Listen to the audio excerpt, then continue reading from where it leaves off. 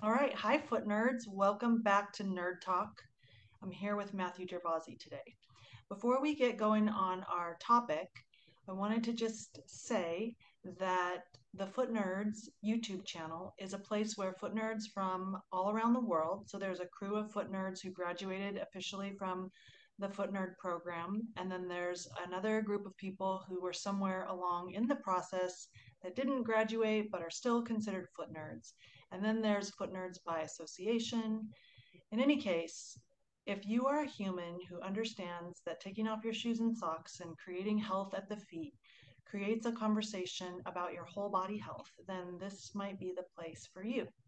And we discuss in the Foot Nerd YouTube channel all about six pillar health. So we say that a foot health conversation is a whole body conversation, and that digging into the six pillars of health, which are food, movement, community, environment, sleep, mindfulness, and money, if you think that those are valuable pillars of health, we start from the ground up and we discuss all of those things in depth.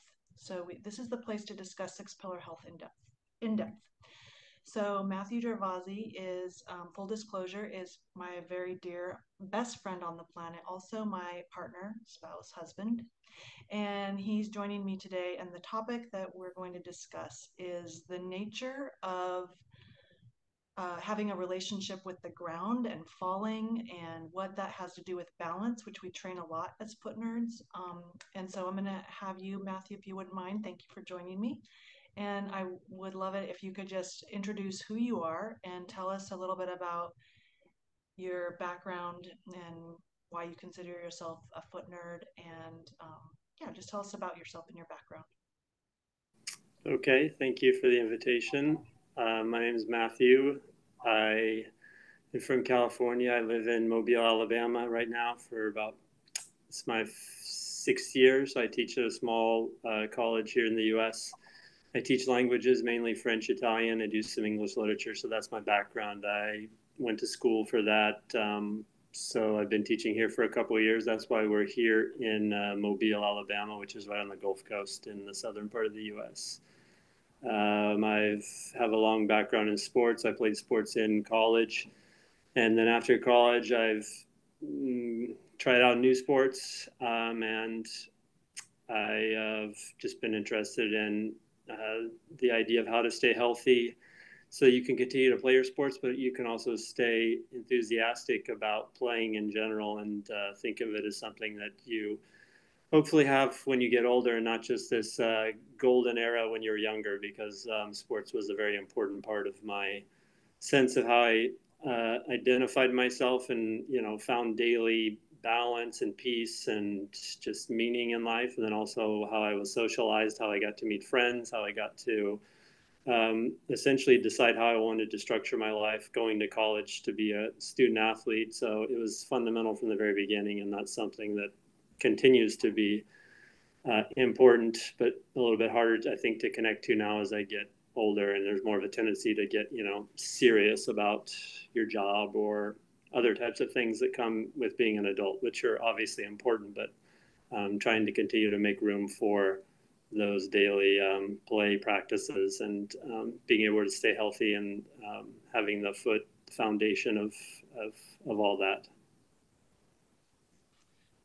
So maybe we could just start from the beginning. And I mean, I like to just give a little background about, well, so I was a foot nerd in a year-long foot nerd training program, which most of you, if you're watching this, know what that is and understand what that is. But it's essentially, I got involved with the Foot Collective and their foot nerd training program in order to heal an old injury so that I could continue to feel more comfortable in my skin as a mover.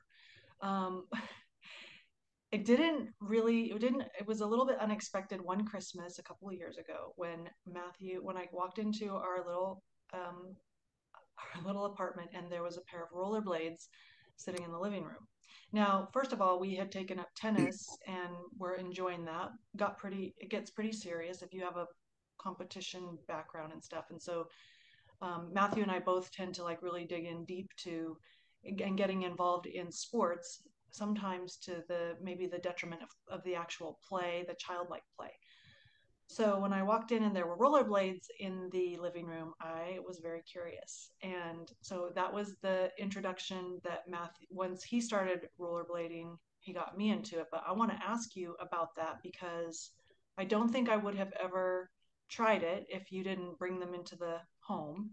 And because I think maybe I had already given up, I was afraid because balance, when we talk about balance, it's a very um, like we talk about balance in a super serious way as adults and people who are growing older, right? Like fall prevention, like in the elderly, it's like a very large percentage of people who hurt themselves when they fall. So we so so seeing the rollerblades scared me because my I thought my balance was terrible and I was working on it, but I didn't expect to get on a pair of rollerblades.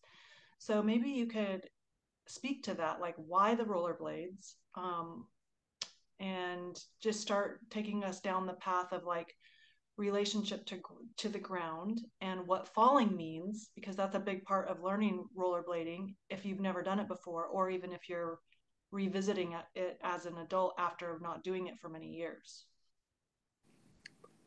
Yeah, to start, I grew up playing baseball and basketball and soccer here in the U.S. And mainly baseball and basketball were my two primary sports. And then I got very specialized in those, and eventually it became frustrating to be able to find the balance between what it was like to play those sports as a kid, growing up by yourself with your parents or with your friends, and then becoming more a part of the institutional side of sports, which is a lot of people talk about as being, problematic in a lot of ways. And I think there's a lot of problems with that. I mean, I think there's a positive side of it being a good way of socializing yourself, of finding a way of fitting into society. But at the same time, I think there's a lot of negative sides. So as I got older, I eventually stopped playing basketball after high school, and I played a little bit. It's a sport that you can play here in the U.S. and probably elsewhere casually, and pick up with friends and stuff like that. So I played a little bit. Baseball's not really a sport, even here in the U.S., that adults play a whole lot. I mean, you can play different versions of softball and other things like that, but I kind of gave that up. So there was, in some ways, a missing part of being able to continue to evolve. I also rode in college on a crew team, so I've always been open to adding new, fun types of things I like to do. And I skied when I was younger, so I did a lot of these sports. Then as I got older, those sports kind of faded away, maybe with a little bit of the exception of basketball, because that's one that you can kind of play a little bit more spontaneously and even by yourself. And then we got into tennis, and that was an opportunity for us to play together. But at the same time, it was a little bit frustrating because there's also a competitive side to it that can be, frustrating at times if you don't like the team you're on, or you don't like not losing, or whatever it might be. You have a very specific idea about what it means to play and what it means to be successful. And there's the pressure, which is one of the nice things about the adult tennis recreational program in the US, is you have different ratings and different levels. And it's probably the same in other countries, that you can kind of slot back in a little bit to the competitive nature of the sport, which I think is one of its big advantages. At the same time, it's kind of tough to balance out those things, because a lot of adults come at it with a very intense adult idea of wanting to succeed and be very practical and kind of cheat code, I guess you could say, in a little way, where you're just going to kind of cheat at all means and not really allow yourself to make mistakes and learn in a natural way. And so the natural learning was the thing that I've always prioritized and wanted to continue to prioritize. And so I'd seen aspects of natural learning. I was fascinated with the way that kids learn. For instance, when we would go to playgrounds, there's a huge playground we went to once when we were living in France, in one of the central parks, and it's this big, tall, huge, you know, monkey bar slash type of thing, and the kids would be playing on it in an amazing way, like in a very dangerous way from an adult perspective. They climb super high, and yet the parents wouldn't be worried because they know that there was some kind of natural inherent learning that was taking place, and they trusted it because the kids could easily fall off and be seriously injured. They're like 20, 30 feet off the ground, and there's tiny little kids and bigger kids. And so I was fascinated and I was struck by that. And it was something where I thought, oh man, that's an amazing thing about how natural learning is pushed to the point where even it's dangerous. And as adults, we're anti, risk in a lot of ways. All of our kind of adult perspectives, finance, all that type of stuff is hedging risk and getting away from it. And language teaching is an interesting thing because there's a lot that goes into it that has to embrace failure, embrace mistakes, so to speak, as long as communication is happening in an imperfect way. So there's a lot of stuff that is behind the idea of why I was interested in natural learning. And I feel that as an adult, it's super difficult to actually learn. We have a lot of built-in biases that come from society, but also our own natural fear. And so I saw that with kids. And then what led to the roller skating was going to Tampa and seeing an outdoor rink, oddly enough, in Tampa, around Christmas holidays. I'd never really skated much. I skied and I liked that flow state, and I skateboarded when I was younger. But when I would see these adults out there on this tiny little rink in Tampa, it's like 75 degrees in, December, and the rink is kind of halfway melting. But it was this beautiful thing, and you would see it was just this kind of moment where you came up and you saw these adults doing something very similar to what those kids were doing in France. Is that they were doing something that was quasi dangerous. Like you fall down and smack your knee or fall backwards and land on your butt, or even much worse than that. I mean, you've seen, like, nowadays we ice skate a little bit occasionally because we don't have a rink here, but we have one back in California where we're from, and we go to rinks from time to time. But even outside, I mean, when you're outside roller skating, people are a little bit more intentional because oftentimes you show up with padding. But when you're on a rink by itself, you kind of just are out there going for it. No padding, very dangerous. You could fall, hurt your wrist, all this type of stuff. So seeing adults openly engaged in this way that's highly unusual, I would say, that said, I looked at it and I was like, in a certain way, I was just having this ideas turning over in my head about, okay, this is something that is very unique and unusual. And then we also were in this place where they have kind of like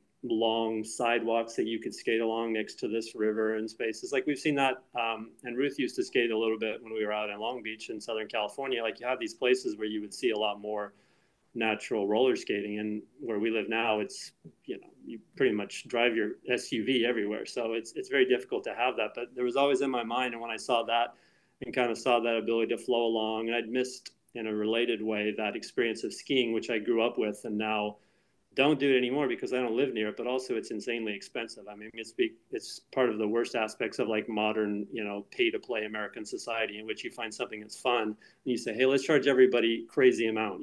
I could go skiing, skip high school, go skiing with friends, for $15 in midweek, and now like the minimum lift ticket is like $100. So like that type of stuff, you're trying to find ways in which you can be involved in natural learning, because I would say skiing is a little bit like that, but it's so prohibitive. It's located way up in the mountains.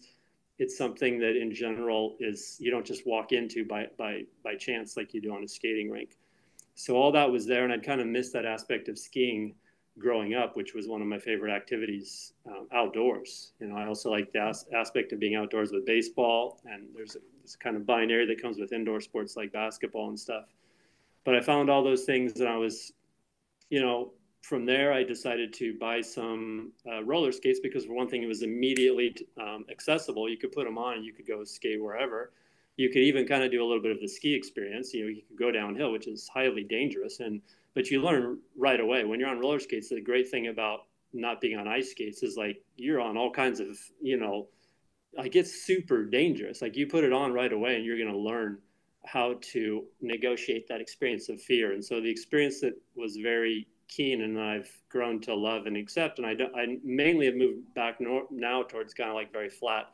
I'm interested in hockey, and it's a new sport that I'm kind of getting into, playing a little bit of roller hockey and also hoping to get some ice hockey. I like that kind of experience, but I also have like some kind of cruiser type of boots that you can go on. And that was what I did for a long time. And that is super instructive because, I mean, you see the world, first of all, in a entirely unique way. Well, as if you're just plodding along, walking. It's like if you have a slight, downward thing, it's like, oh shit, I'm gonna get out of control and fall and hurt myself. Like you're super keen to the world, but moreover, you're also keen to the fact of like, hey, am I gonna do this thing and be constantly clenched up and like just fighting to not injure myself, or am I gonna give myself over to the freedom of play? Which I think we do more naturally because our bodies are quote unquote, more elastic and all that stuff. Like when you're younger, yeah, to a certain extent, but our bodies get rigid and flexible, and our ideas and mentalities and our spirit of play gets rigid and flexible. And I think that limits us just as much. So like the six pillar health of the foot nerd community is learning to be supple in body, but also supple in mind. And, it's like, free yourself from mental slavery. Everybody, like, listen to all that type of stuff. It's like, oh yeah, it sounds cool, but it's like you ain't gonna do it unless you're going out and having a practice to teach you. And like roller skating or something like that is a great practice because you learn how to negotiate that experience of like, okay, am I going to go out and just try and avoid hurting myself badly? Or am I going to go out and not push the envelope and go, okay, well, whatever, life's short and I got to die of something. All these people saying like, I'm not afraid of anything. I like the no fear shirts when I was in high school, that type of crazy stuff. It's like, it's either, oh, I'm afraid of everything nowadays, everything that could happen to us from like some, I don't know, sickness or car crash or plane crash, all these types of things. Or am I going to just, reject fear and say, I'm not afraid of anything? It's like this binary that is super limiting, and like it's crap. It's mainly commercially, and it's just a bunch of stuff that's given to us in a way in which it doesn't help us at all to negotiate the real mysteries of life. And so roller skating is one of the ways to negotiate the mysteries of life, because for one thing, I'm sure, as we'll talk about, we'll get into the relationship, as I mentioned, not only of play but of the real reality of play, which is falling and having a very new relationship to the ground. Hmm. You said a couple of things that I just want to back up about, which is the idea that, well, you were talking a lot about natural learning and the idea of children playing. And so, in all of the instances we where we where we see children playing and they don't pay attention to the idea that they could get hurt like we do as adults, and the rigidity that you talk about, right? So like so one of the things that I have noticed from following along in your footsteps, because I could see that you were having fun, I didn't want to miss out on the fun, but I was really scared. I mean, I still am more fearful of falling because I had a couple of bad falls last year that I'm negotiating um, the fear around. And then, like, seeing people fall. I mean, sometimes when people fall on the ice skating rink or on rollerblades, it just looks terrifying, and I don't want to hurt myself. But what I want to address is the idea that um, when we like, oh, I kind of lost it because I got scared about falling again. Like it, because you dream it up in your body, like how fearful it is. So I was following along in your footsteps, and then like oh, I know what it was, like watching children move spontaneously. So when you get on the one thing about balance is that if you are going to eat shit and you're going to hurt yourself, your brain, if you're off balance, is like keenly alert to keep you from falling. Like the brain prioritizes not falling. So once you strap on a pair of rollerblades or you do something that requires you to be extremely alert or you can hurt yourself, you are in an unpredictable environment, which is exhilarating. So I'm trying to trade the fear for exhilaration, but then it also shows you your true capacity, right? So one of the things that we have been working through is like, well, how well do our hips work? Like when you take off your shoes and socks and you do balance training on a balance beam or on the ground or on a soulmate or whatever you're working on, you know that if you fall off, you're not going to really hurt yourself, but you're still training that balance and you're training your ankles. But when you strap on a pair of roller blades or a pair of ice skates, you take the feet and the ankles out of it a little bit, and then you get true awareness of what's happening in your hips. So the two things that I notice that are super valuable, not only fun, but like from an adult perspective of training, because it seems like there's always a part of me that wants to train a little bit, is that you get a real mirror on what you're truly capable of, and you get the exhilaration of like being super highly alert, and then it's also just fun.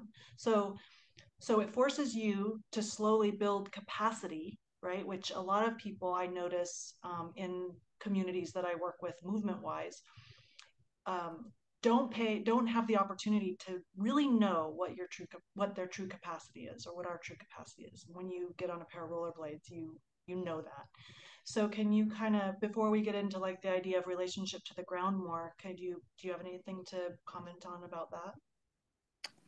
Yeah, is that you have to take it seriously. I think the capacity is a good thing. I would liken it to other things like music, which I think are another way that's an embodied sense of play that can't be cheat coded. Everything's cheat coding now. It's like doing stuff that you don't really deserve. Life is about cheating in a lot of ways. I say that somewhat snidely, but I think that the stakes are real. And I think that, it's not the worst thing in the world to try and like, oh, get a little, whatever, be awesome looking and all this type of stuff. And I'm not saying everything is like empty, but a lot of our stuff has been fed to us in ways that aren't authentic. And the real deepness and depth that comes with the mastery takes a real apprenticeship. And if you're not willing to do it, I mean, I liken it because I'm sure we have a lot of friends, or maybe we have things ourselves where we have like people buy a guitar and it'll be sitting in the corner because you want that experience, that ability. And the same thing, I'm learning to play the piano. I played the guitar for a while.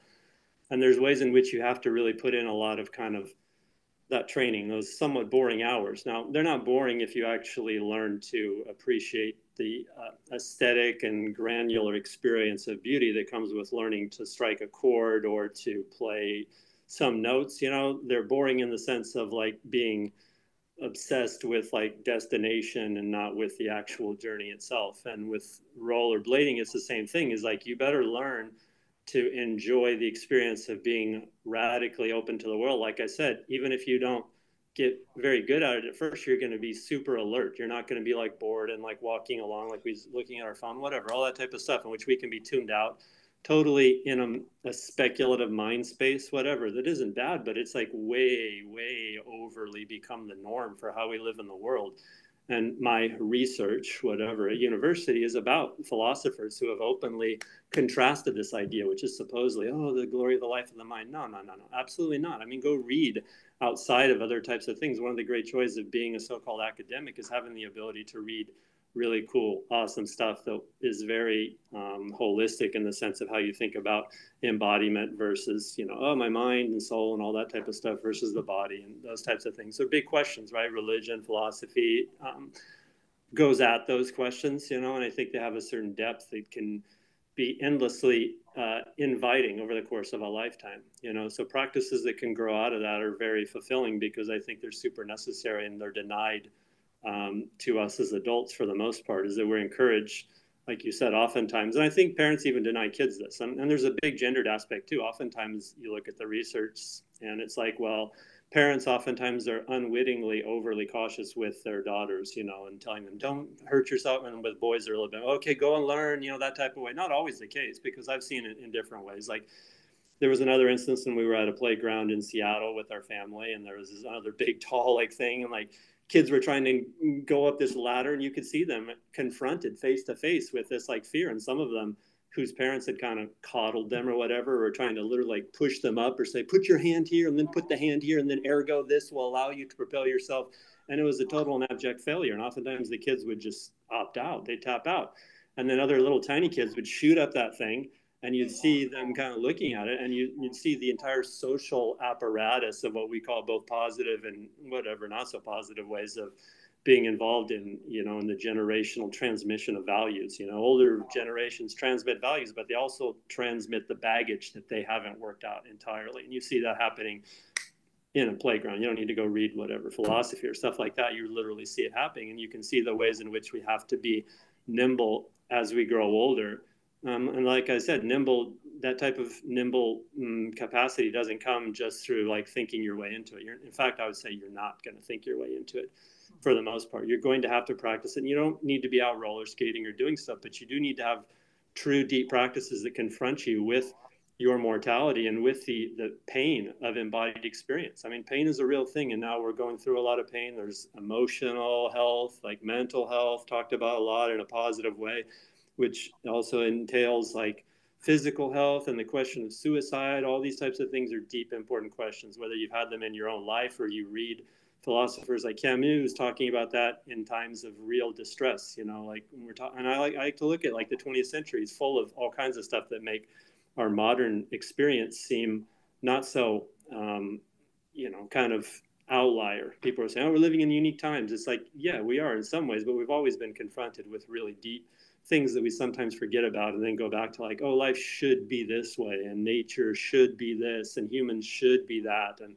it's super complex in the way in which we're, finding our sense of identity, personal in relationship then to the collectivity, the sense of whatever society or family, all that type of stuff is a very important type of thing. And it has to be full of practices. And so going back to my own life, Like that was the best thing about growing up, is being encouraged to play sports and then having a space outside where I could play sports, and thankfully not having the potential limitations of, a phone or whatever, a lot of crap on TV. Or and trust me, I watch all kinds of stuff on TV. I'm not saying don't watch your TV or all that type of stuff, but like, if it's hard for me now, how is it hard? How hard is it for kids, to find that space, which they might be increasingly denied, as you get older? Very soon you exit that initial space of play and go to the seriousness of, you see a lot of people talking, I don't mean to criticize parents, but sometimes I think it's misguided to focus so much on like, oh, they can say so many words and so verbal and they have this capacity. And it's, yeah, but you give up a lot when you enter into the linguistic sphere. You're Mm-hmm. split from the body in the psychoanalytic sense, whatever, if you want to get into those ideas, whatever you think. But just like language can be highly, whatever, it doesn't deliver as much as like the peace of God that surpasses all understanding, if you want to take a Christian perspective. Whatever angle you come at it from, you have languages being offering a lot, but also offering problematic ways that aren't acknowledged, in this constant fetishization of science, which is another area that I look at. Look at the overly optimistic nature of the Enlightenment, everything that comes out of, 18th century mainly European ideas and stuff like that, and is already being, thought about in a more skeptical way by certain people, Voltaire and these other types of thinkers. But, we need to look at the world with a healthy sense of skepticism, and know the ways in which we can cultivate our garden in the immediate sense while also thinking in a global sense. So, that capacity is one way that I would say of cultivating our garden, so that we can then, act locally and think globally, to use some of the language nowadays. Mm-hmm. Um, so when you talk about like let's shift to adult play, right? So I want to just illustrate a couple of instances that Matthew and I have had. And again, uh, I think that I probably wouldn't have done this on my own, right? Like I have other interests and I explore the world in other ways, but I think the idea, like, it's lovely to have a good friend, and especially if they're your partner or your spouse, that you love doing things with. Um, so when Matthew brought the rollerblades into the house and I got a pair, and then he got us hockey sticks, and I was like, oh my God, what is happening here? Um, and I would not do this. I think, like, as a woman, I guess. I mean, I just wouldn't probably go out to the parking lot. So we live on a street, a very busy street, in between a bunch of schools. Um, and we rollerblade and we have our hockey sticks in the parking lot in front of a grocery store, in front of an empty business building. And there's this like great little like makeshift parking lot rink. And we go out there, and everybody who drives by between the schools going back and forth to work, there's always a stream of traffic. And I would not do that on my own, because I would, number one, be embarrassed that I was like, what is that damn fool doing out there by herself on her rollerblades? I just wouldn't do it by myself. But when Matthew took to the streets with the rollerblades and the hockey stick, I couldn't have been happier. So we go out there, and I just guess want to touch on adult play and the taboo nature of adults playing. Like Matthew and I are, you know, we're in our middle of our lives, where like most everybody else, I mean, everybody else, let's be honest, who isn't retired, is like in a car driving down the street. Um, we have had the opportunity. I was embarrassed at first, but I wasn't going to miss out on the fun. But we had the opportunity to. I'm going to let you tell the story, but we had like lots of community opportunities. So you talk a lot about like the space of public appearance, which I think is just so important and super vital. Like it's a vital importance to have the opportunity to play in the public appearance as adults, because and lead by example is what we talk about, like with Nick St. Louis and the Foot Nerd Manifesto. We talked about like how foot nerds will lead by example, and we will change the nature of healthcare on our globe by leading by example. So I took your lead and I followed you and had the best time, super scared. And also, can you just tell us a little bit about like the space of public appearance, the opportunity that that provides, and the nature of adults like us doing these things in the middle of the day, and how that is called taboo in so many ways. Nobody talks about it. Yeah, I mean, I like to draw on the nature of ideas. Oh, I got this lovely bookshelf, and I got my friends. Yes.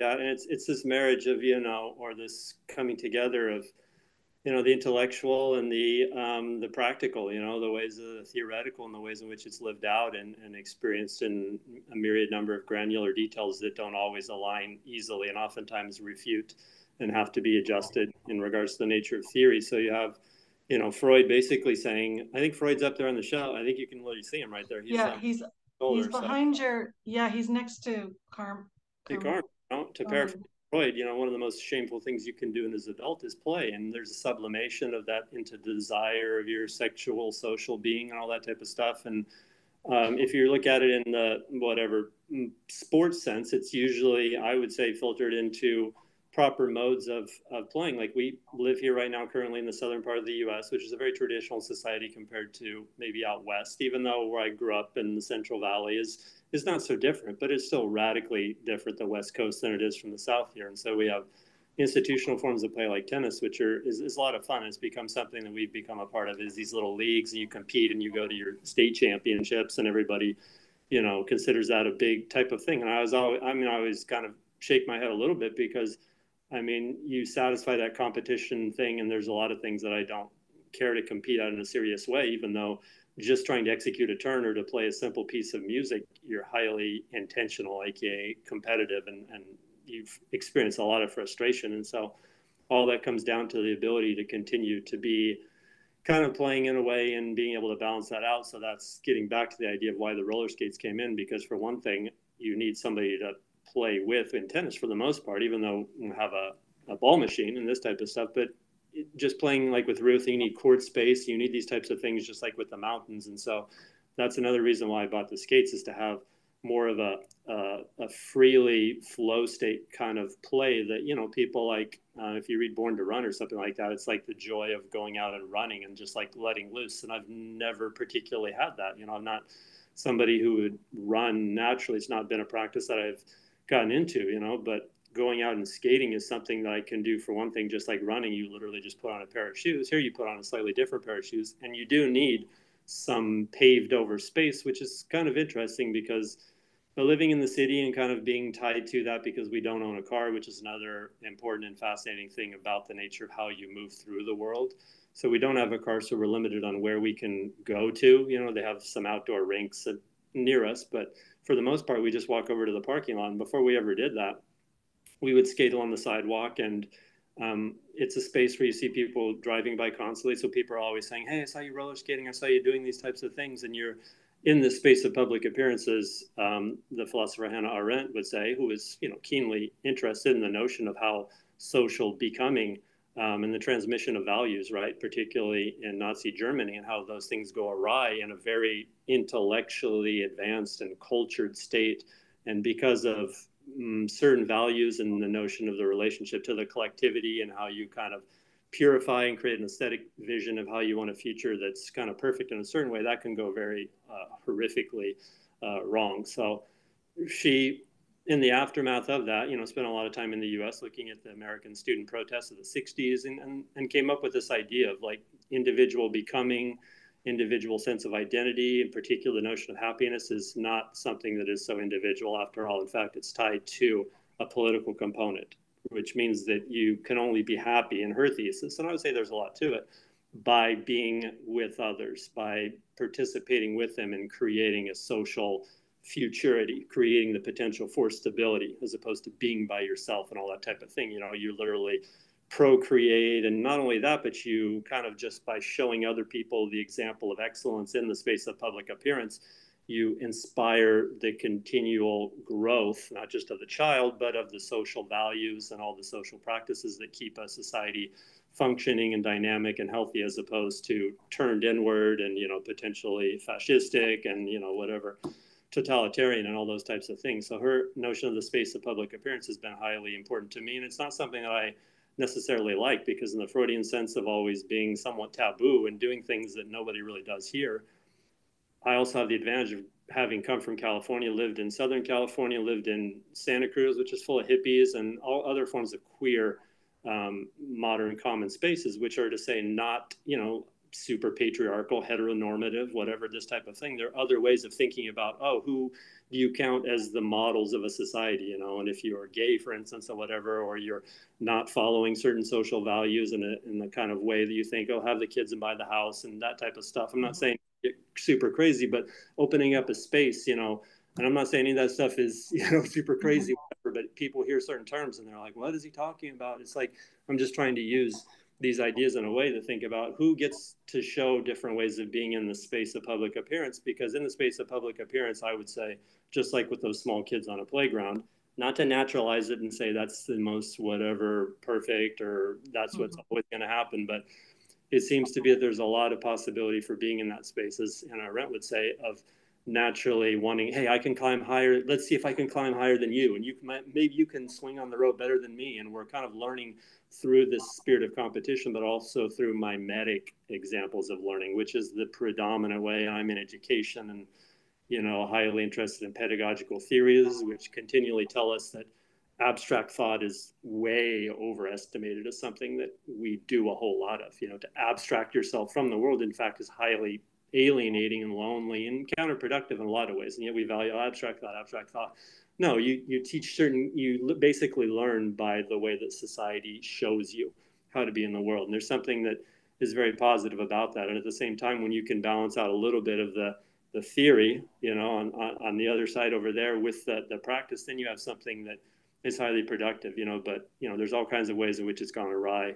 And you have, like, for instance, a bloated educational system in the US that costs a lot, of which I'm a part, and I'm highly skeptical of it. I think there's a lot of value there, but I can't tackle all those things. I can cultivate my garden by being in that space of public appearance in a way that also allows me to draw upon these other examples, because I've seen other people do it, maybe have the courage of saying, like, oh, well, if you're in, Long Beach, California, and, you're probably going to be skating along the beach, kind of boardwalk area, just letting it go, because for one thing, you have a different idea about what's acceptable. If you have this kind of queer identity that's a little bit more like, well, I'm going to, stretch the value of what we think of as like a normative practice, and so you're going to be doing crazy stuff on your roller skates. And then when you're in Santa Cruz, you're going to be thinking about crazy ideas from a normative perspective. And I don't mean to say like, oh, crazy or normative or entirely bad. They're always in relationship to each other. And so Mhm. the public appearances where they should be litigated, I don't know if that's the right word, right? But it's kind of like to argue or to do stuff like that, to kind of agonistically, that's to say in a very embodied sense, not antagonism, but agonism, like the original Olympics, like grappling and stuff like that, needs to be highly embodied in a sense that allows you to negotiate those things for yourself, and then also invite others in that might not have the courage to appear in the space of public appearance, because representation is a big thing, Mhm. and creating more spaces now. And we talk about inclusivity in all these types of ways, and that's a charged term, and it's something that has to be negotiated on a lot of different levels. But you want to have spaces of public appearance in which the most amount of diversity can appear, because from a rough biological perspective, oh, isn't that how evolution happens? You get all these factors going on, and then somehow life continues to, riff off each other. So you get this more advanced and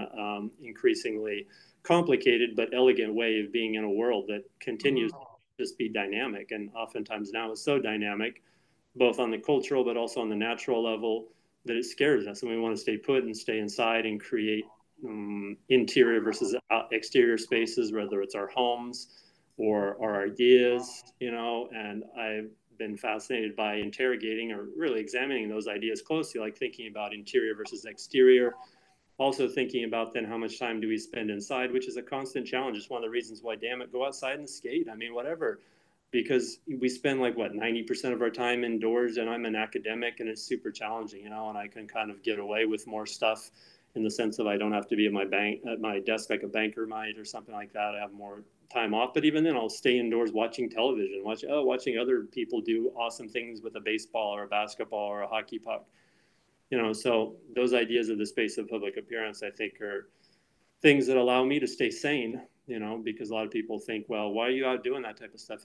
Why don't you have a car? And it's not because of some big thing. Of course, I'm open and I hope that, small practices lead to big changes. But first of all, I have to save my own soul and have to save my own sense of identity and connect back to other people and not create enemies or distinctions and kind of divisions between my own sense of self and others, without falling into an overly facile idea of like, oh, we're all this and let's all get on board against this type of thing. Like, the world's so complex right now that it's increasingly easy to make enemies over one single factor. Well, we agree on this and this, but we got this, so that's it, we're done, whatever. So Yeah. practices, I think, are a way of avoiding some of those traps, which right now we're kind of just struggling with because of the overly, or just the complex. Don't say overly, but complex is naturally, a way of thinking about the world right now, and being in common with others, and thinking about striving and excellence and not just inclusivity is like, hey, let's all get together and sit there and say, Mhm. I accept you. And it's just purely passive. Nothing happens. It's a continual act of like doing, the space of public appearance is a one of, excelling. And then in turn, others excel in a natural way that ideally is not one where you have the losers and the winners, purely speaking. And I would add to that that when we talk about the place of public appearance and being with others, right? So that um, inclusivity and diversity and all these like ways that we make enemies of each other. The one of the things that has been so delightfully surprising is that when so Matthew and I we go on these like road trips where we go to ice skating rinks and we go to the public skates. So we arrange to go to these places, and because you're on a knife on the ice with your feet and all of your body weight on a knife on the ice, and you're focused on um, staying upright and not killing yourself, and also it's exhilarating and fun. But every kind of person that you can imagine comes to that place, just to illustrate your point about how you can like take language out of it because you're too busy trying to stay alive and not fall on your ass on the ice. But then you have all the generations, you have all the different levels, like really elite hockey players, figure skaters, tiny little people, older people, people who are older who have experience, people who are older who have no experience, new lovers, like so many different kinds of people come to the ice skating rink. I'm actually shocked about like how wonderful it is. And you're not sharing any idea about who you are. Like you could be with hundreds of people and not ever learn one thing about like their political views or their sexual identity or anything about them. And you will have spent an hour and a half together and you will have built something. And I think that that is like, I mean, that just gives me chilly bumps because I just freaking love that part of it. Like for me, um, uh, physical movement is a lot about like understanding what it means to be a human. Like for me, I'm super kinesthetic. So, and then I just freaking love being with people, but I don't necessarily love discussing ideas with people. But to be in the place of the quote unquote public space of public appearance with people, I leave every single public skate that we go to feeling like I have just met 100 people and they're my new best friends. So I wanted to say that, and then maybe we can turn our attention, unless you have closing comments about that, to the idea of relationship to ground and falling, right? So like between the rollerblades and now the ice skates and now the roller hockey, which adds a new level of unpredictability that I'm still trying to get on board with. Um, Roller hockey, and like now you're introducing other people rolling around on skates in an outdoor concrete environment with a very with a puck that can kind of hurt you and a stick that can kind of hurt you. There's lots of new things, and new ways to fall. And so just to like put a little bit of like context about falling is that we approach from like a healthcare perspective. We talk about fall prevention, which I think it needs to be kind of turned upside down, the idea of fall prevention. And the idea of like trying to keep people from falling and keeping people safe. So I really would love to hear like your ideas about fall prevention and keeping people safe and relationship to the ground, right? So just before you start, I just want to say like one of the things that's so important when we teach people, especially older people, but all people need to get comfortable with like getting up and down off the ground. So like even in a yoga class, I'll have people stand up and sit down on the ground and try to get up without their hands, or try to get up in 5 different creative ways to become more acquainted with what it means to feel the ground and try to get up and down from it, and then adding falling into the mix. Let's talk about that.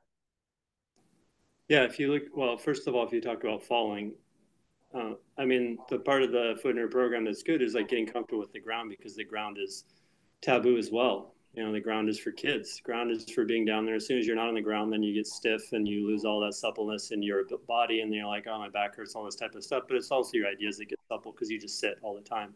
And then you say, well, at least I'm reading a book or watching a movie or like listening to something, and my brain is growing, but my body's feeble. And compared to a child, I'm not saying like, oh, like you need to be like some state in which, okay, this is the standard you need to be at. But where I would say in general, myself speaking active, I hurt myself because I am feeble, and I kind of try and do stuff, and then I have to slow it down. And that's a welcome process as well, but we'll get to that in a minute. Is like, first of all, being comfortable with the ground, and like try sitting on the ground in respectable company. I mean, you'll be hurting other people's ideas much more than you're hurting yourself, right? So I mean, people are trying to get you up off the ground, and then there's yoga and these types of things which are still somewhat taboo depending upon certain Christian, perspectives that even I'm shocked at, that, and I don't mean to call out like some idea, but like you still would be surprised at how some people will find new spins on the idea of how taboo it is to be on the ground, right? Because the ground's scary, and the ground is full of, I don't know, diseases and stuff and other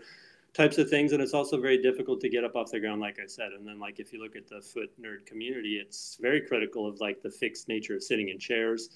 There's a lot of great stuff reading literature and how it's so difficult. Like if you look at George Orwell, he's a fairly famous author. Like you go read some of his stuff. Like he spent a lot of time in Burma, in Southeast Asia, and he would go there, and like the kind of colonial, people, the indigenous people who are going to kind of like become a little bit higher up in the colonial ladder, they would learn to sit in a chair, which was something that they couldn't master. It's kind of funny to read these things because it was like something odd, and they'd be all like, they don't know how to fix their spine and be like in the chair. And there's like all kinds of great stuff. And then like if you look at peasant studies and ways of subsistence perspectives, there's so much stuff you can look at that will give you the needed kind of impulse to think of our modern lifestyle as aberrant, as something such a tiny little bell jar against even nowadays. Like nobody lives like that we watching internet video live. I mean, like you go places and you see like, okay, I mean, people are living, humanity is not living in cars and all these types of things. It's diverse, whatever. I spent time in West Africa, all these types of things. It's not like I'm globetrotting and verifying these things, but you go a little bit outside of like the borders of a rich country like the US, or even across town in a place like Mobile or anywhere in Stockton, or these places which are radically divided in regards to income and, ethnicities and race and all that type of stuff. I mean, you don't have to go far to just realize that there's radically different ways of thinking about what is the normal, proper way to live. Once you get into this upper crust of society, practically speaking, you're encouraged to stay off the ground. And now it's only practices like that come from abroad and are exotic, like yoga or something that kind of get people down on the ground, and then foot nerd practices, which are still marginal in the sense of like trying to challenge the norm, the center of how we think about, like, for instance, sending kids off to sit in a school desk for hours on end, and like, having a little bit of time to buy them off, and then thinking, with recess and like times to recreate and do that type of stuff. And then thinking about the complicated notion of like, ADHD, what is it? These ideas of not being able to concentrate, all these types of things. And such a complex type of thing. Well, I mean, is it normal to be able to concentrate and sit? Should it be normal? That type of stuff. Now, I mean, so you have a very complex, reality around all that type of stuff just to get people on the ground. Now, I would say when you think of the idea of fall prevention, it's a great way to look at it as a spectrum. So here's fall prevention right here, and then here's fall promotion over here, right? So fall prevention absolutely is something that is super debilitating and terrible for older folks to fall down and be not only disabled and potentially dying, but spending the last years of their life in very sad, unhappy, painful states because they are suffering these debilitating falls, and that is something that is increasingly important, but it's part of a system of health, whatever you want to call it, sick care, whatever, which is just barely keeping people from the worst catastrophic outcomes. So that's why it's right here, right? Here is fall prevention. And at the far end is where you should be, which is where's it at? There it is, fall promotion.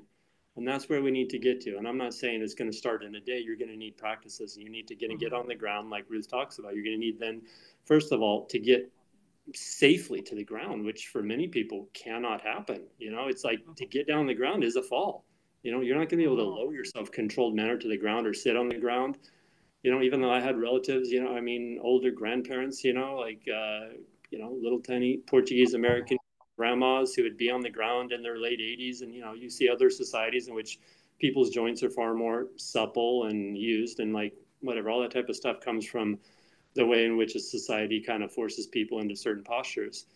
But you have all those types of things in which you need to, wherever you're at, find a way to, I would say, get to the ground, because for one thing, yeah, you don't want to fall down. But you also have like the idea, like people are saying like, oh, okay, it's not, the ground's not an enemy, because as you get older, you realize, oh, what's happening on the ground? Awesome shit. Like your grandkids, like, okay, so now begrudgingly, I'll find a way to get on the ground. It's like only values like this that say like, oh, I've been talking shit about the ground for decades. And now it's like, I want to get down with the ground because my beloved grandkid, which is the only thing that you see for a lot of people who are boxed into increasingly painful mental and physical states, which makes old age look very scary, right? Yeah. And I'm not going to say like old age is, oh, you can make it into an awesome experience all the time. Well, I'm living my life towards old age and becoming, I hope, younger towards the death in a certain way, but also realizing that the reality is that the experience of the body in relationship to the mind is a dynamic and powerful one. And that's why I would say fall promotion has to be there.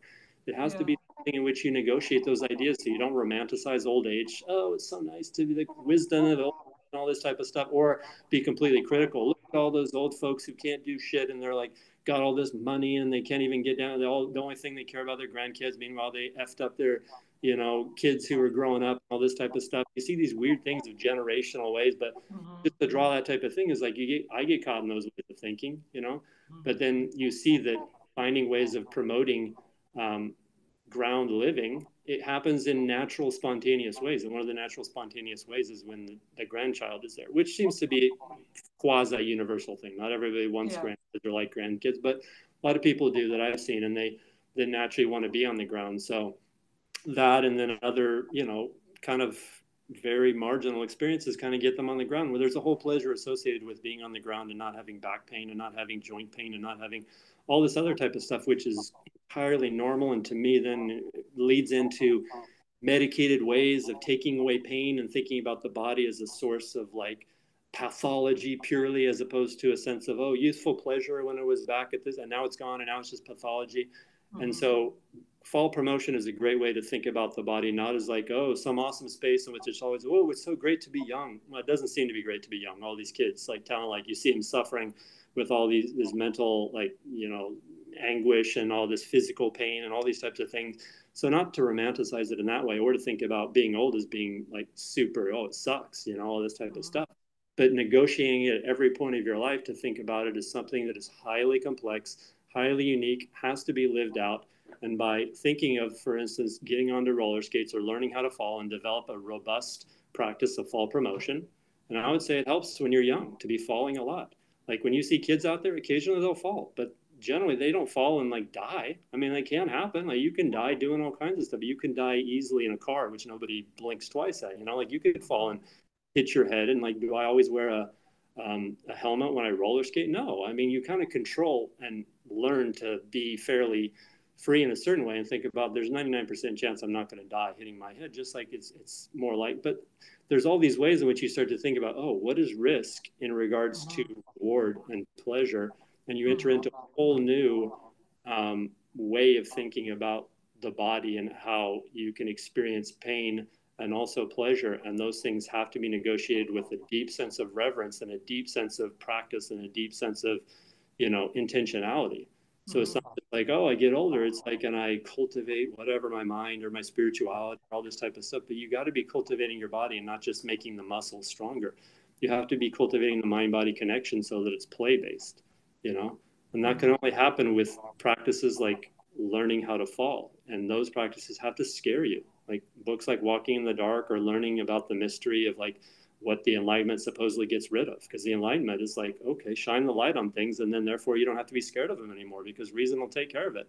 Overly Mm-hmm. optimistic and all that idea. And it was just like, thank God we have the enlightenment. Now we don't have to be afraid of racism, or we don't have to be afraid of religious hypocrisy, or all these are, sexual, predation or whatever, all this type of stuff. We can shine the light of reason and educate and do all these types of things. And if you're reading Voltaire, go read Candide, all these types of stuff. A book that I teach a lot, and I think people can get a lot out of, like thinking about being skeptical about that overly naive and optimistic way of thinking about getting rid of the darkness and the way Mm-hmm. here, everything that's mysterious, everything that frightens us.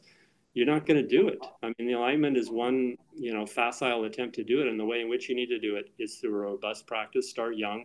For instance, learn how to fall when your body will recover more quickly. Break your hand at some point. Now, I'm not saying to do it intentionally, but I broke my hand playing baseball. I didn't play super dangerous sports like hockey or football growing up, which could really, but you can hurt yourself bad, riding motorcycles and doing that. I took some bad falls. I broke my hand, diving for a ball and, diving and hitting the base and like whatever. Then your hand's in a cast, and you do this type of stuff. And there's some falls that really scared the, crap out of me skiing, which I said, okay, I better be careful because that could have been a lot worse than it was, like doing certain things in which you're having fun and all, you're very close to doing something, just like those kids grappling up there. They know the Yeah. limit for the most part.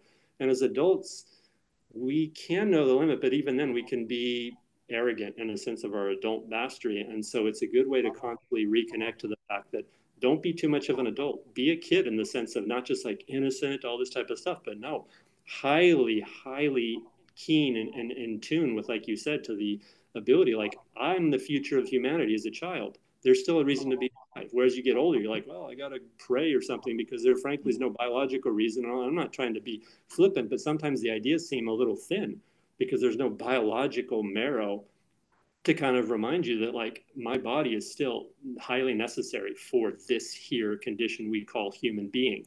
I mean, as a child, you have that implicitly without thinking about all these words because you know that like, hey, I got to get to reproductive age and I got to continue the species. And there's like a certain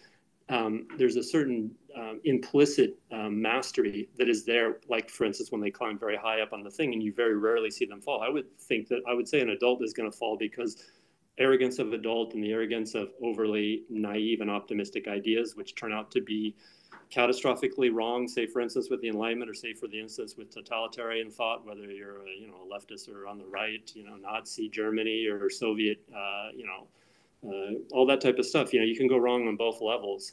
And you can Mm-hmm. be, overly, oh, I'm too much of a fundamentalist here, or I'm too much of a completely, laissez-faire attitude, let everything happen. Try and find those ways of coming back to the middle. And you can do that with a lot of practices like playing Mm-hmm. tennis. Falling is like immediately refutes all of the intellectual artifice. There are a lot of philosophers who said, oh, I refute this idea thus by kicking the stone. There have always been like this idea of not saying like just, count on your ideas and faith. Who is it? Doubting Thomas is like, put your finger in my side, and all that, or like all this type of stuff. There's like a tactile way in which you have to think about faith is not always something, or ideas are not always something that are just there. While learning to fall, especially as you get older. I mean, it really helps if you've had a practice of falling and really hurting yourself, but not in a way that you think, okay, I'm going to die. Like you don't want to say go out and go down a super steep hill, but you go out and you kind of build back up that capacity for youthful, Mm-hmm. childlike intentionality, whatever the word Mm-hmm. is, so that you I realize, oh, wanted, I just wanted to touch on the fact that like when I last year when I tipped over, we were coming home from the tennis center and I was on my scooter. We were on both on our electric scooters. It was dark and we were going through the park and I didn't see a pine cone. I looked away and I didn't see a pine cone and I flipped over. My was having a great time. Matthew and I were chatting, kind of discussing the tennis match, and I flipped over and it was I think like it was so scary, like that idea of like I thought I really hurt myself. And it turned out I didn't hurt myself nearly as bad as I thought I did, but it did definitely like do some soft tissue damage. Took me a while to heal physically, but also emotionally. And then a month later, I fell again on the tennis court for some bizarre reason. But it was just as I was healing after the first fall that I had this other hard fall. Um, so I'm only saying this because it speaks to the idea that like you're talking about being young and falling, and like many of us have fallen lots when we were kids, right? That maybe you broke a bone, maybe you didn't, but you knew that you weren't gonna probably die, and we weren't even didn't even really consider that stuff when we were kids. But as an adult who rides an electric scooter, I mean, I was afraid even before we were riding our electric scooters, but at that moment I wasn't afraid when I fell. And then now had a reality check about like being careful and being mature about using my body and doing certain things, but then like having the wisdom to know about building capacity and building capacity. So it gave me the opportunity to redress my physical human skills as a mover and my relationship to falling, and then what it means to like fall unpredictably. Because I think one of the things that you're saying is like you can, it doesn't matter, like we're what you're asking us to do as adults and as young people is to understand and cultivate risk tolerance in an intelligent way. And I want to just wrap it up by asking you to comment on anything else you want to comment on, and then bring your closing remarks, and we will continue the conversation in another episode. Yeah, I just want to say, like, you have to build capacity, like you said, because, for instance, if I go out skating anywhere, is I wear, these types of wrist protectors. Then I like to wear hockey gloves when I'm skating because, like, if you put your hand down, like, I don't want to hurt my wrist. I don't want to break my wrist and not be able to play the piano or that type of thing. And when I was, I've always worn those things, but you have to have a certain ability to move. And I don't wear knee pads because I'm able to fall for the most part without really damaging my knee. I wear like padded shorts because like that allows me to take on more risk because as I build capacity, and it took a long time to build capacity, like Ruth can tell you, I took a lot of falls, especially as we were skating around, kind of going down hills and stuff. And hill skating is a great type of thing because it's like skiing in which you can learn to fall. You can fall really hard skiing, but compared to falling on asphalt, I mean, it's one of the hardest falls you can take. I mean, even on ice. Ice is challenging. Like I'm just talking about the falls that I've had. Ice is tough because you can easily, it will disperse some of the force of the fall, but it can easily lead to some pretty violent and awkward falls, which can be highly dangerous.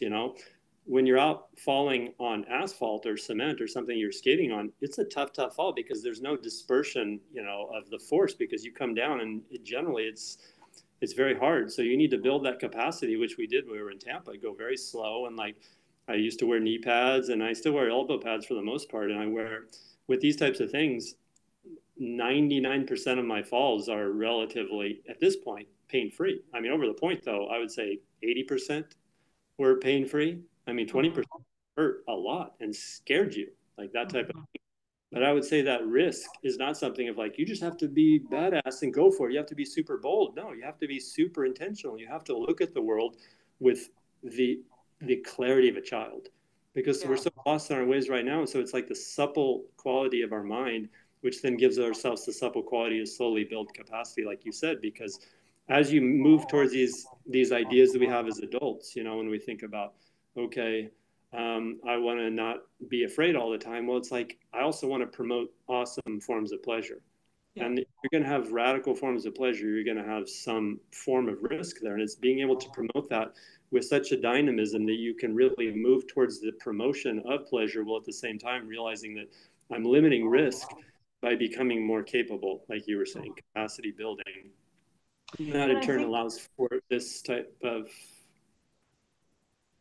yeah. no, go ahead. Go ahead. I forgot what Oh, to I was say. just going to say that, like, just as a thought that popped into my head about fall promotion is that like learning to fall, right? So like that kind of, I think that falls on ears, like, what does that even mean? But like, if you think about how when Matthew and I go to the ice skating rink and we like there are classes and stuff, like they teach the little kids, like that's the first thing the kids learn how to do, right? Is like fall on the ice. Like, so they play games where they get close to the ice and they get down on the ice and they slide around, or they, so I started to, because I have a little bit of a stronger fear about falling now, and I'm working through that. But like when we go to the ice skating rink, I do spend a little bit of time. I spend a lot of time trying not to fall and building capacity on my ice skates. But then I also like when there's like not so many people around, I try like falling, like getting like letting myself kind of slowly fall onto the ice and slide. And then the other thing I wanted to say is like the best movers, the most fluid movers, which I think is what we're trying to encourage here, is fall promotion isn't like go out and fall on your ass or throw yourself on the ground. It's like the best, most fluid movers are like martial artists, right? Or wrestlers, or people who like gymnasts and stuff, who just like know how to land. And I think I keep thinking of like the Aikido classes that we took, where like we would spend a lot of time like rolling and like moving and spiraling our joints around, so that like when you fell, your nervous system already had the pattern in the brain and what it meant to fall. And then like it's true what you say about watching you over the last couple of years. I mean, when Matthew used to fall, I mean, I still get scared, because you don't want to see your loved ones falling down and you don't want them to get hurt. So that's a natural thing to not want to see people, your friends or your loved ones fall down. But like when he used to fall, I would be really scared. So now when he falls, like you can see, like you can't even really tell, like if it's a fall or just like it's almost like more of a lyrical dance, and it's very light and so lithe. And I think that not only is it helpful, I mean, just to close up, like it's not only helpful to you were talking about the parents and the kids climbing up, and like how the parents would get involved because they're so freaking scared that their child is going to hurt themselves, right? Like I think it helps everyone involved to see people moving up and down from the ground at various speeds and various like capacities, because now I've had to deal with my own fear about like if he falls, he's going to effing hurt himself. That's gonna hurt me, and and I don't want to be hurt, and I don't want you to be hurt. But like over time, I've even built my own emotional risk tolerance about what it means. Like, well, if you did hurt yourself, like we could handle that, or like whatever, we would deal with it no matter what. Everything's gonna be okay. And anyway, anything else to say, puppy?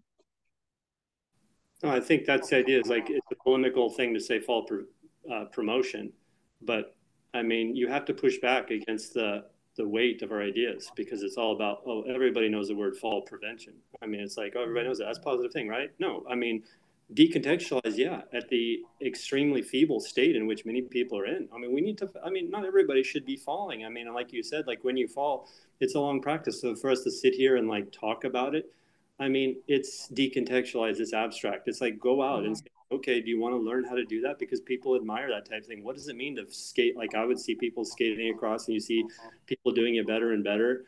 You know, learning how your balance training can become increasingly more complex, like getting better, like a hockey slide, which is easy to do on skis, but much harder to do on a thin blade, where you're really trying to figure out, okay, how much force goes into the ground. You can see people do it more naturally when you can still kind of do 95% of the moves that people do, and largely have a fairly natural way of doing it. But it came, like you said, through a long practice of capacity building, which is learning how to enjoy that process. Because I would say it's an enjoyable process, that ability to not be based in fear, and then to also be supple, because your body becomes very strong in learning how to fall, and it has to have whatever, you have to you have to work on building strength and also building flexibility and range of movement. So it's an entire thing that, like we talk about, for instance, it'd be analogous to saying learn how to play the guitar, and then say like, okay, go play in front of everybody. People would say, no, I'm afraid because I'll look stupid. That'd be a different way of fear, because yeah, you wouldn't just say like,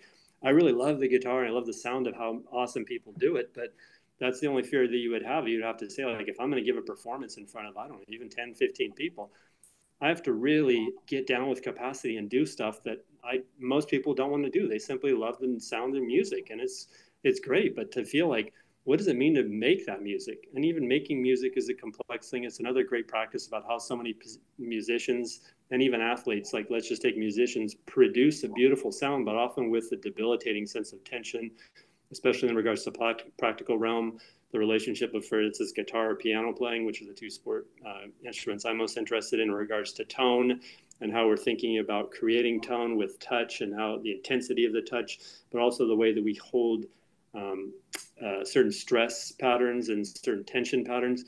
Like learning to skate at a very slow speed, start off slow or play the piano, you will learn immediately what tension means. Everybody's like, I don't know why I have a headache or I don't have these types of things. And then, yeah, because we're like doing 1,000 things, but it's like, if you can't point where your tension patterns are, I mean, we have big problems. Like you gotta know that stuff about where your body is holding tension and where the blind spots are because we're so lost in the speculative realm. And I speak personally. But it's not until I get down and I'm like, okay, I want to play this musical piece that's hard and is challenging me to incorporate left and right hand rhythm and technique and all this type of stuff. And it's like, damn it, I'm going to make it happen. And there's all this tension to try and get the piano to produce what I wanted to produce. And then, you have great books that think about, like, there's so many great books you can look at with sports or that type of stuff. And this fetishization of performance, whether it's artistic, musical or sports based. And thinking about a lot of people are performing at high levels with significant amounts of pain. And like, that's not to fetishize that and say that everybody who looks like they're doing it effortlessly is so effortless, because oftentimes they've learned how to do it with undesirable forms of like, tension patterns and all that type of stuff. So like in regards to coming back and thinking about, I don't desire to be an elite athlete. I just desire to do things that look like they're a heck of a lot of fun. And as I move towards them, it gives me a lot of things for me to cultivate my garden every single day. Otherwise, I fall into the typical patterns of reading another book or whatever, going on another vacation or eating another steak. Nothing wrong with those things, but I've got a lot of those in my life. And I don't have a lot of these other things. I'm not saying like, oh, steak's wrong and books are wrong, all this type of stuff. You're an academic, for Christ's sakes, all this type of stuff. It's like, yeah, if I'm not skeptical of this academic things or whatever, all that type of stuff, we need to be constantly skeptical. If I just look at my own life, I have a lot of books. I have a lot of steak eating. I have a lot of ideas, but I don't have a lot of the things that I had when I was young. And like, it's hard. And I sometimes fall into idealistic thinking. It needs to be 50-50 or something like that. But I don't know. I just know that it's unfulfilling and there's a lot of pain, emotional, but also physical, associated with not being in this cultivating space of physicality, which comes from learning to confront that physicality, and with it, the fear of what the body can do and what it should do and what it might not be able to do anymore or will never be able to do. And the ultimate fact that ultimately the body's going to die and it's not going to be able to do anything that we like it doing right now. Those are things that I think are best experienced on a daily level. I don't know if it will help. You might say, oh, he's being idealistic and talking about a bunch of, stupid ideas and polemical, trying to challenge us. I would say, no, go and try it yourself, right? And see where your fear is and your tension patterns and how well you understand the body. Because I struggle to understand it. I'm constantly encouraged to go in other ways that can give me money and, accomplishment and like people congratulating me. Oh, you did this and you've got this job and that type of stuff. And you wrote this paper or whatever. But ultimately it's not fulfilling enough, right? And if I look at my life as an artistic work, I want fulfillment. I want to move towards that experience of plenitude, right? Of being in that space of becoming, more fully here in each and every moment as much as possible. And I think that practices of movement do that, and I would say if you're on the spectrum, you can go a lot further. That's why I've moved towards this practice, which I've had for a long time, of wanting to get into fall promotion and all that entails. Like, I think you've done a good job of unpacking and say like, oh, that's an aggressive term, and you can decontextualize it and kind of fast forward through this video. And if you see me talking right now, it's like, well, fall prevention, fall promotion, what is that? But it implies so much of a daily, delicious practice of understanding embodiment, the mystery of incarnation, if you want to use Christian terms, right? What does it mean for the soul, for the effect, for the thing that is like immaterial to inhabit the carnal, right? That's incarnation. That's the mystery within the Christian way of talking about it. But you could talk about it in a number of ways. The spark of mystery of life, which is here for a time, and then it's not, right? And we don't know when that will be.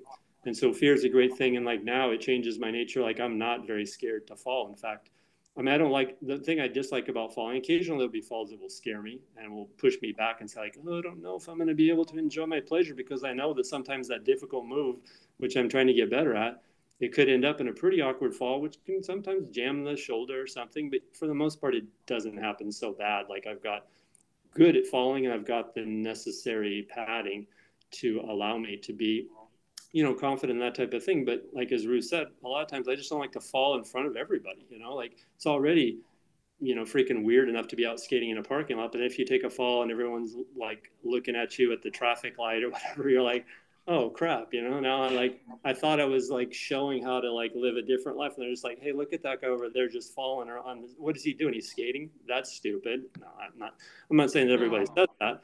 But like if you're self-critical, you think like, well, at least if I'm doing something weird, I can do it in an awesome looking way. And then if you think, okay, I'm doing something weird, I'm doing it in a poor looking way where everybody, or at a public skate, where it's like there's awesome public skates where there's not many people and there's kind of, people who are kind of like figure skaters are oftentimes falling quite hard without much padding. It's impressive to see them. And then hockey skaters, then you can kind of cut loose and like fall without much abandon. But if you got a bunch of people out there and you're like, I don't want to fall in front of like 40 people, and there's all that emotional sense that is a real source of fear, just as much as physical fear. And then in turn, it shines light on other forms of fear, like for instance, driving a car, which to me, I'm always looking at that, like, how come, like from a statistical standpoint, the most dangerous thing anybody ever does for the most part is get into their car, and yet we're afraid of many, many other things. I'm not saying it's wrong to be afraid of other things, diseases and wars and that type of stuff, but like one of the things we can relativize and think of, ain't nothing, nah, yeah, gotta die or whatever it is. Like people like, I don't even think about it or whatever. I just get in my car. Yet you have a real chance of dying there.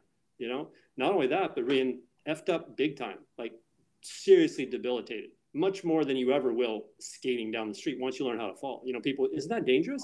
And you're like, well, yeah, potentially, but how about driving a car, and how that has become like, and so now when we don't drive a car, it's a real source of sometimes anxiety when we drive a car. But then it also has to be looked at as a practice that I enjoy. I enjoy not having a car, but I enjoy the frustration of not being able to go cool places that I might want to be because I'm extremely limited. I have to skate in the parking lot, which is awesome. I found little cool spaces, kind of like if you're looking at reinventing spaces, go read The Situationists, the kind of French thinkers of the 60s, which talk about like the beach beneath the street, like bringing alive the surrealist capacity, of making things come to life. And you kind of do that. You bring alive something that was just a space for like cars to sit there. And even then, they're not really sitting there. And it's paved over. You think, oh, the ground's better, whatever. But then you're bringing alive to something. Well, if it was dirt and stuff, I wouldn't be riding across it on skates. So it's a complex conjuring of new potentials, you could say. And then in turn, you think about, well, the car then rolling around and, having to think about accepting that type of fear, which some way, I'm going to have to die, you're going to have to die, we're going to have to die.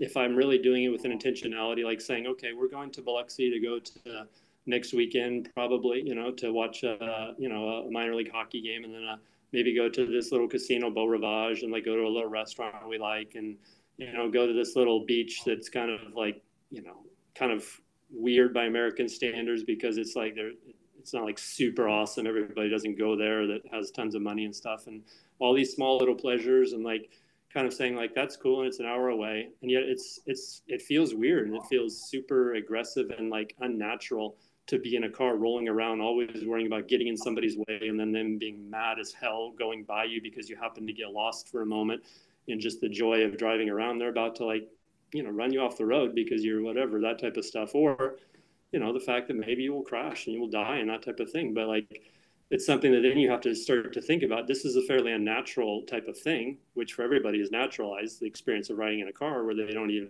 accept the fact that they're doing something dangerous.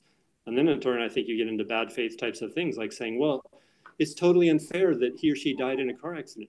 I wouldn't say it's unfair. I'm not trying to say like, oh, you shouldn't complain about that stuff, but I want to be able to say like, damn it, I'm living the life that I want as much as possible.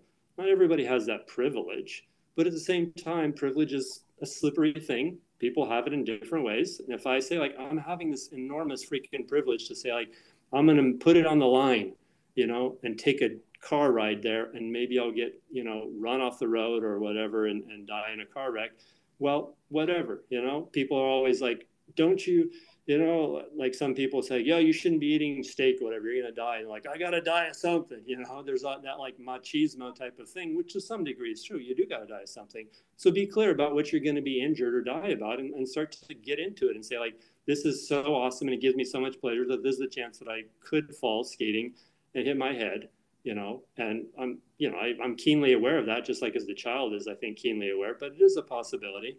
And moreover, there's a lot of things which are going to be because of our, like, what I desire a life, it's an entire thought experiment. What I desire a life of living in the country where the only thing that might kill me, for instance, is a kick in the head by a horse, or maybe, I don't know, I don't have penicillin and I would die of something, or appendicitis would kill me, like there's all these types of things. Like I've had appendicitis, and if it had happened when I was in the Peace Corps in West Africa, I probably would have died. Like there's this crazy complexity of life that you can dig into, um, in certain small ways, and it's not always like, oh, it's awesome to dig into the complexity. But I think there's an invitation more now than ever to find new, deep, unusual ways of being in the world.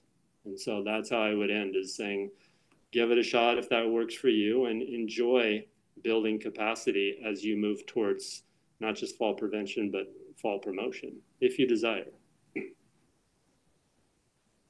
Well, thank you everyone for being here with us today. And if you are a Foot Nerd official, a Foot Nerd unofficial, a Foot Nerd by association, and you want to have conversations with us, just reach out to me at thefootnerds@gmail.com.